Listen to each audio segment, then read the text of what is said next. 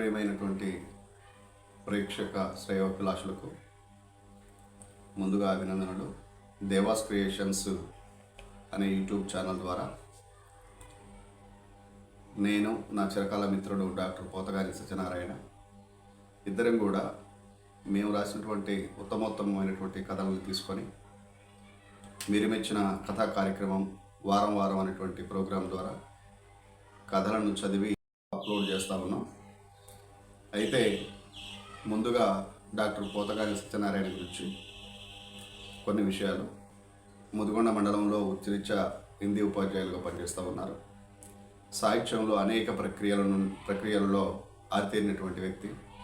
Ghazals, తర్వాత రుబాయిలు, కథలు, వచన కవిత్వం, ఇట్లా మొదలగు అనేక ప్రక్రియలను తన సాహిత్యంలో తనదైనటువంటి శైలితోటి ఉత్తమం వచ్చినటువంటి కవిగా కొనసాగుతూ ఉన్నారు.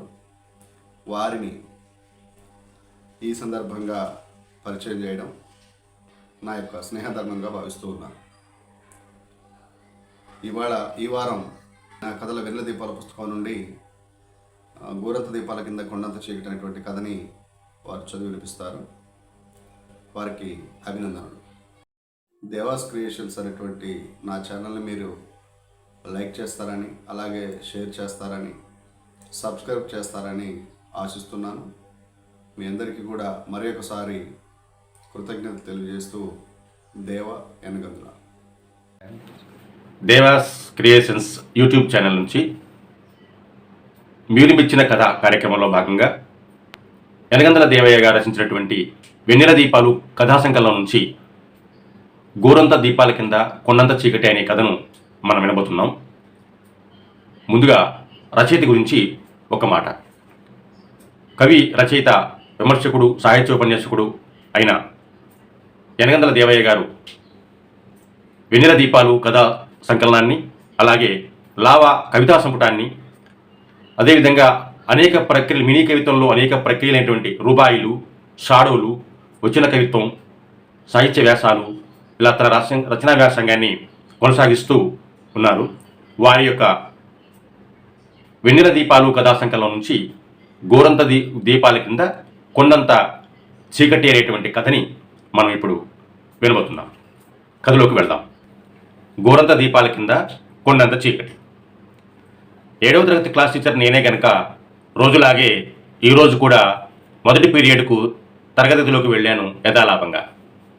పిల్లలంతా లేచి నుంచొని చేతులు జోడించి దండం పెట్టి గురు బ్రహ్మ, గురు విష్ణు, గురుదేవో మహేశ్వర, గురు సాక్షాత్ పరబ్రహ్మ, తస్మై శ్రీ గురవే నమః అని రాగభావయుక్తంగా ఆలపించారు.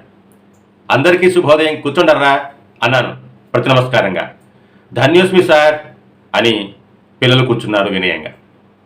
హాజరు తీసి నా దగ్గరకు వచ్చిన అటెండర్కు పిల్లల ఆబ్సెంటు, ప్రజెంట్ వివరాలు చెప్పి పాఠంలోకి ప్రవేశించాను. అమ్మ జ్ఞాపకాలు అనే పాఠం చెబుతూ, అమ్మ మనకు నిద్ర లేచినప్పటి నుంచి నిద్రపోయే వరకు ఎన్ని సేవలు చేస్తుంది, మరి అలాంటి అమ్మకు మనం కూడా సేవలు చేయాలి కదా అని ఏవేవో చెప్పుకుపోతున్నా. మధ్యలో ఓ విద్యార్థి లేచి నిల్చొని, సార్ గోపి ఏడుస్తుండు సార్ అన్నాడు. వెంటనే పాఠం ఆపి గోపి వైపు చూసి, ఎరా నాన్న ఎందుకు ఏడుస్తున్నావు, ఇట్రా నా దగ్గరకు రా అన్నాను ఓరడింపుగా. పాఠం ఆపి కుర్చీలో కూర్చున్నాను. గోపి దగ్గరగా వచ్చాడు. వాడి భుజాల మీద చెయ్యి వేసి దగ్గరగా తీసుకుని, ఎరా ఎందుకు ఏడుస్తున్నావు అన్నాను ఆత్మీయంగా. వాడు మాట్లాడలేదు.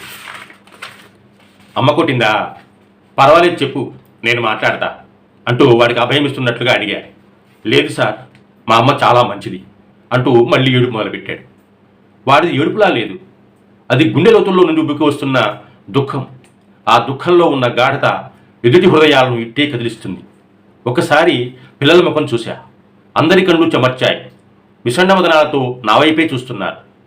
చూడు నాన్న, నిన్ను ఎవరేమన్నారో చెప్పు, పోనీ నీకున్న కష్టాలు ఏమిటో చెప్పు, అది ఎంతటిదైనా నేనున్నాను నీకు అని వాడి కళ్ళనీళ్ళు తుడుస్తూ మళ్ళీ అడిగా. ఇంతలో ఓ కుర్రాళ్ళు లేచి, వాళ్ళమ్మ చనిపోయింది సార్ అన్నాడు ధైర్యం చేసి. నేను వాడి వైపు చూస్తూ, నువ్వు కూర్చోరా అని వాడిని వారించి గోపు వైపు తిరిగి, అవునా నాన్న, ఎలా జరిగింది అడిగా మరింత ఆప్యాయంగా.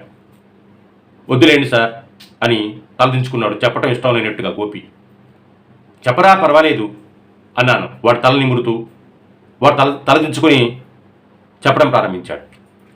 నేను 4వ తరగతి చదివేటప్పుడు ఓ రోజు రాత్రి మా అమ్మ నాన్న గొడవ పడ్డారు సార్ అంటూ వాడు ఆపకముందే నేను కల్పించుకొని, నాన్న తాగేవాడా అని అడిగాను. కొద్దిగా తాగేటోడు సార్ అంటూ మళ్ళీ మౌనం. అమ్మా నాన్నకు రోజు గొడవయ్యేదా అన్నాను వాడి ముఖంలోకి చూస్తూ సంభాషణ కొనసాగింపుగా.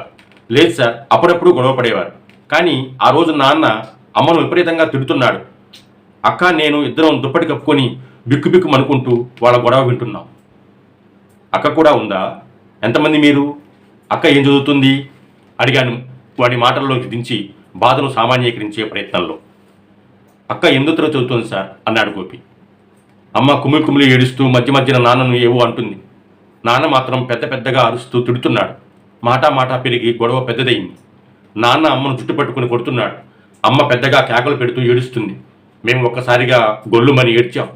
అక్క లేచి నాన్న 2 కాళ్ళు పట్టుకొని వద్దు నాన్న అమ్మను కొట్టొద్దు నాన్న అంటూ ఏడుస్తుంది. నేనేమీ అర్థం కాక మంచం దిగి ఒక్క పరుగున అమ్మను వాటేసుకుని ఏడ్చేశా. నాన్న ఆవేశంతో ఊగిపోతూ రేపు ఈ ఇంట్లో నువ్వో నేను ఒక్కలమే ఉండాలి అంటూ అక్కను వదిలించుకుని బయటకు వెళ్ళిపోయాడు. నాన్న వెళ్ళాక అమ్మ మమ్మల్ని ఇద్దరిని తన ఒళ్ళో కూర్చోబెట్టుకొని తన గుండెలకు హత్తుకొని బోరున ఏడ్చింది. అమ్మ ఒళ్ళో తలపెట్టి ఏడ్చి మేము ఎప్పుడు నిద్రపోయినామో మాకు తెలియదు. తెల్లవారి అమ్మ నాన్న మాట్లాడుకోలేదు. నాన్న పనికి వెళ్ళాడు. అక్క స్కూల్కి వెళ్ళింది.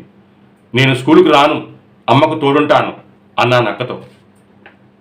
అమ్మ వెళ్ళరా, స్కూల్కి వెళ్ళు అంది. ఎందుకో కానీ అమ్మను వదిలి వెళ్ళాలనిపించలేదు. అమ్మ బాధగా ఏడ్చి కళ్ళు ఎర్రగా మారిపోయాయి. ఒళ్ళు నొప్పులు జ్వరంతో మురుగుతుంది. కాఫీ కాచుకొచ్చి అమ్మకిచ్చా. తెచ్చిన కాఫీ పక్కన పెట్టి నన్ను తన ఎదకేసి హత్తుకొని నా నుదిపై ముద్దులు పెడుతూ విక్కి ఏడుస్తుంది అమ్మ. అమ్మ ఏడిస్తే నేను తట్టుకోలేను. నేను ఏడ్చేశా. అమ్మ ఎందుకో కానీ ఈసారి సరిగా లేదు. బాగా ఏడుస్తుంది. ఏదో ఆలోచిస్తుంది. అమ్మ వాళ్ళకం చూసి నాకు అమ్మని వదిలి ఎటు పోవాలనిపించలేదు. నేను కూడా ఏమీ తినలేదు. అయినా నాకు ఆకలిగా లేదు. అమ్మ నన్ను చిన్న కారణాలు చూపించి బయటకు పంపించే ప్రయత్నాలు చేస్తుంది. నేను వెళ్ళనని నిక్కచ్చిగా చెప్పాను. అమ్మ కదలకుండా పడుకుంది. అమ్మను ఆనుకొని నేను మంచం మీద కూర్చున్నాను. అమ్మ ఒళ్ళు జ్వరంతో మసిలిపోతుంది. అమ్మ అని తట్టిలేపి ఈ కాఫీ తాగమ్మా అని ఇవ్వబోయాను. నాన్న ఒకటే తలనొప్పి, భరించలేకున్నాను. మెడికల్ షాప్కి వెళ్ళి మాత్ర తీసుకురా నాన్న, మాత్ర వేసుకుని కాఫీ తాగుతారా అంది నా వైపు చూడకుండానే. మా ఇంటికి మెడికల్ షాప్ దూరమే ఉంది. కానీ పరిగెత్తుకు వెళ్ళా. షాపులో మాత్రలు తీసుకుంటుంటే రాత్రి గొడవ సందర్భంలో నాన్న ఉంటే నువ్వు ఉండాలి లేదా నేనుండాలి అన్న కటువైన మాటలు గుర్తుకొచ్చాయి. అమ్మ ప్రవర్తన కూడా అదోలా ఉంది. ఎందుకైనా మంచిదని మాత్ర తీసుకుని పరిగెత్తుకు వచ్చా. తలుపు వేసి ఉంది. కిటికీ నుంచి చూస్తే అమ్మ ఫ్యాన్కు ఉరివేసుకొని ఉంది. కాళ్ళు కొట్టుకుంటున్నాయి. కళ్ళు తిరిగిపోయి అమ్మ అదోలా చూస్తుంది. అమ్మ వద్దమ్మా అమ్మ ప్లీజ్ వద్దమ్మా, అమ్మ ప్లీజ్ అమ్మ తలుపు తీయమ్మా, నాన్నకు దూరంగా మనం ఎక్కడికైనా వెళ్ళిపోదాం, తలుపు తీయమ్మా అంటూ తడుతూ నెడుతూ మొత్తుకుంటున్నా. తలుపు లోపల బేడం వేసి ఉండటం వల్ల తలుపు రాలేదు. పక్కింటి వాళ్ళ దగ్గరికి వెళ్ళి కేకలు వేశా. అందరూ వచ్చారు. అతి కష్టం మీద తలుపులు పగలగొట్టారు. అమ్మ కాళ్ళు కదపటం లేదు. అమ్మ స్పృహలో లేదు. అయినా కిందకు దించారు. అందరూ కలిసి డాక్టర్ దగ్గరకు తీసుకువెళ్ళారు. నేను వాళ్ళతో పరిగెత్తాను. డాక్టర్ గారు అమ్మ చేయి పట్టుకుని చూసి చనిపోయిందని చెప్పాను. బెంచి మీద పడుకొని అమ్మ మీద పడి ఎంతగానో చెప్పడం ఆపాడు గోపి. పొంగి వస్తున్న దుఃఖంతో గొంతు పూడుకుపోయి మాట పెగలడం లేదు. నా ముఖంలోకి చూశాడు. భావోద్వేగంలో దుఃఖాన్ని ఆపుకోలేక బావురమన్నాడు. గట్టిగా ఏడుస్తున్న వాడిని చూసి నా కళ్ళు చెమర్చాయి. అప్రయత్నంగా కన్నీళ్లు కారుతున్నాయి. మనసుకు దిగులేదో అలముకుంది. జేబులో ఉన్న దస్తీతో కళ్ళు తుడుచుకున్నా. వాడు ఏడ్చుకుంటూ మాత్ర కోసం షాప్కు వెళ్లకుండా ఉండాల్సింది సార్, లేకపోతే మా అమ్మను కాపాడుకునేవాడిని అంటున్నాడు. ఏడుస్తున్న వాడిని ఊరడించాలని ప్రయత్నించలేదు. వాడు ఏడవాలి. వాడిలో పెరుగుపోయిన దుఃఖం కరిగి కన్నీరుగా ప్రవహించాలి. వాడి గుండెల్లో ఉద్వేగం చల్లారేదాకా ఏడవాలి. అందుకే వాడి దుఃఖ ప్రవాహానికి అడ్డుకట్ట వేయలేదు. నెమ్మదిగా తలెత్తి పిల్లల వైపు చూశా. అప్పటికే వారి ముఖాలు కన్నీళ్లతో తడిచిపోయాయి.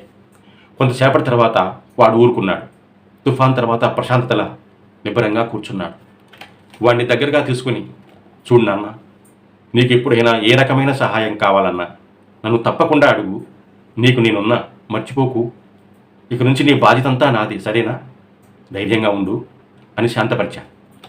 తర్వాత పిల్లల్ని ఉద్దేశించి, ఇవాళ మనం అమ్మ జ్ఞాపకాలు పాఠం ఆపేద్దాం, ఓకేనా అంటూ పిల్లల దగ్గర సెలవు తీసుకుని బరువెక్కిన హృదయంతో నేరుగా గ్రంథాలయంకు వెళ్ళా. మనసులో ఏదో దిగులు. పిల్లలను ఇలా అనాథన చేసి తల్లి అలా ప్రవర్తించకుండా ఉంటే బాగుండేది. వాళ్ళ నాన్న ఇంత మూర్ఖంగా ప్రవర్తించి ఉండకుండా ఉండాల్సింది. మన ప్రభుత్వ పాఠశాలలో ఏ పిల్లవాడిని కదిలించినా గుండెలు తొరుక్కుపోయే హృదయ విదారక దీనగాథలే. ఏమిటో ఈ గోరంత దీపాల కింద కొండంత చీకటి.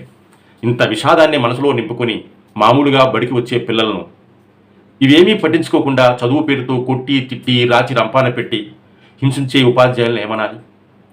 రోగి లక్షణాలు తెలవకుండా వైద్యం చేయటం ఎంత తప్పు.